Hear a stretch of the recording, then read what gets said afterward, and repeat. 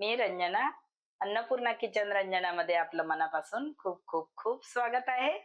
आज रेसिपी बनवून दाखवणार आहे मी तुम्हाला रवा आणि बेसन याचे लाडू. खूप सोपी पद्धत, कमी सामग्री, रवा, बेसन, साखर, विलायची, थोडं ड्रायफ्रूट घालायचं असले तर घालू शकता, नाहीतर काही गरज नाही आहे. इतके टेस्टी बनते खूप आणि खायला मस्त खमंग लागते.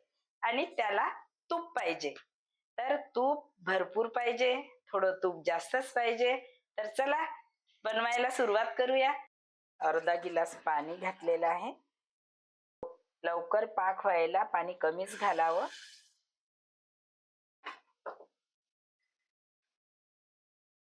साखर यातली पूर्ण विरघळली. आता याला आपण साईडला ठेवूया, मतलब दुसऱ्या गॅसवरती ठेवूया. तोपर्यंत आपण पाक होईपर्यंत रवा आणि बेसन भाजून घेऊया. कढाई गॅसवरती ठेवलेली आहे. कढाई गरम झालेली आहे. आता आपण त्यामध्ये तूप घालूया. साजूक यामध्ये रवा घातलेला आहे. रव्याला पूर्णपणे मस्त भाजून घेऊया. खमंग ब्राऊन कलर येईपर्यंत याला असा चम्मच यामध्ये ढवळत राहायचं. छान भाजल्या जावं. रवा पूर्ण रवा भाजला गेला पाहिजे. त्याकरता आपण चम्मच असं परतून घ्यायचं, म्हणजे सारखा रवा भाजला जातो. रव्याला पहिल्यांदा फुल गॅस वरती भाजायचा, नंतर थोडी कमी गॅस करायची. कमी गॅस वरती नंतर भाजायचं, तर मस्त खमंग आणि कलर पण छान येते. टेस्ट लाडूची खूपच मस्त लागते. आता आपला हे रवा भाजून झालेला आहे. बघा कलर कसा आलेला आहे, गोल्डन कलर आलेला आहे. याप्रमाणे रवा भाजून घ्यायचा. आता आपण रवा काढून घेतो आहे. आता आपण बेसन भाजून घेऊया. रवा भाजून घेतलेला आहे. आता बेसन भाजूया. बेसन भाजताना गॅस कमी असावी, कारण हरभऱ्याच्या डाळीचं बेसन असल्यामुळे लवकरच भाजले जाते.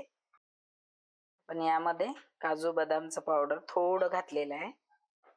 नाही घातलं तरी चालेल, तशी टेस्ट बेसन आणि रव्याचीच खूप छान येते.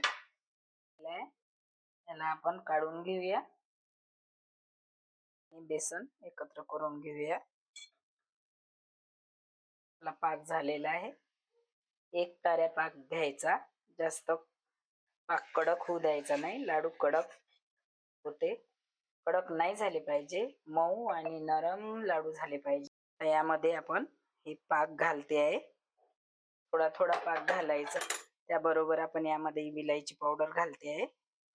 1 चम्मच पाक घालून असं थोडा वेळ, तोपर्यंत आपण जे जायफळ घेतलेलं आहे ते खिसून घालूया.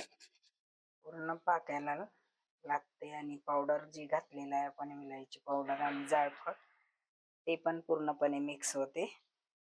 एकत्र करून घेऊया. याला साईडला ठेवूया थोडा वेळ, नंतर लाडू बांधून घेऊया. थंड व्हायला ठेवायचं.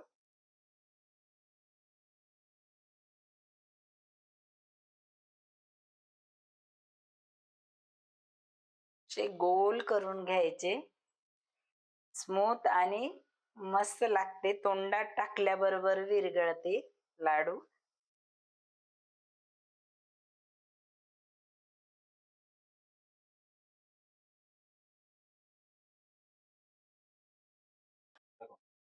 असा गोल मस्त छान, बघा किती सुंदर दिसतो. दिसायला गोल्डन कलर आलेला आहे.